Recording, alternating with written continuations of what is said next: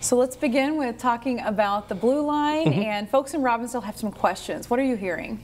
I think, for them it's new, right? It was originally planned for on-rail, now it's down the middle of Botno Boulevard, and people rightfully are saying, okay, wait a minute, this is a change. We need to have a lot of input, we have a lot of questions and concerns. And so we're going to spend this whole summer, I feel like I should get an apartment in Robbinsdale because we've got a bunch of what we're calling driveway talks.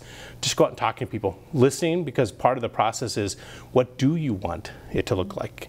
And at the end of the day, Robbinsdale has municipal consent, so they control this project. And so getting that to that point is really important.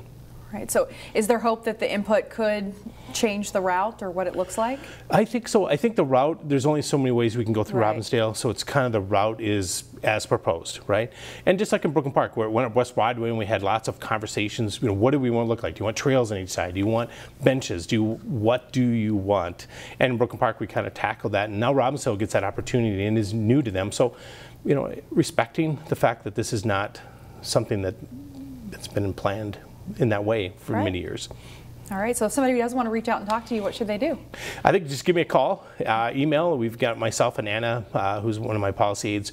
We're setting up meetings. Every time somebody contacts us with questions or to share feedback, we always offer, hey, do you want to have a drive? And the driveway talks is kind of, with COVID, we weren't sure how the summer was going to go, and I think it's going great for COVID, but try to do a respectful way, small settings, and just let people get together and talk, small neighborhoods, and share feedback and ask questions without these big meetings where people may feel a little shy about asking things. Sure. And what does the timeline look like after that?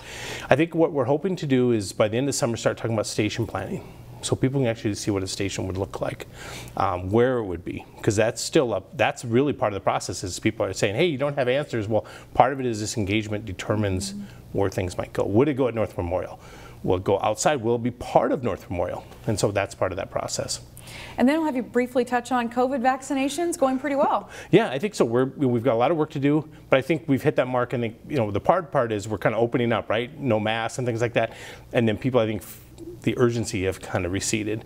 And so we're trying to just kind of keep telling people, hey, if you want the vaccine, we're going to make it available, smaller sites, but also respect. Some people don't, and that's their choice.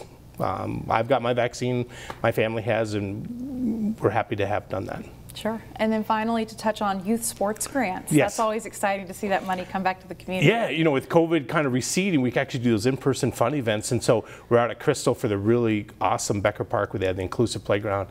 And then also at New Hope where, God bless, we can have, with this weather, we can get out and enjoy their aquatic facility. And so, Hennepin County is happy to support cities in their efforts.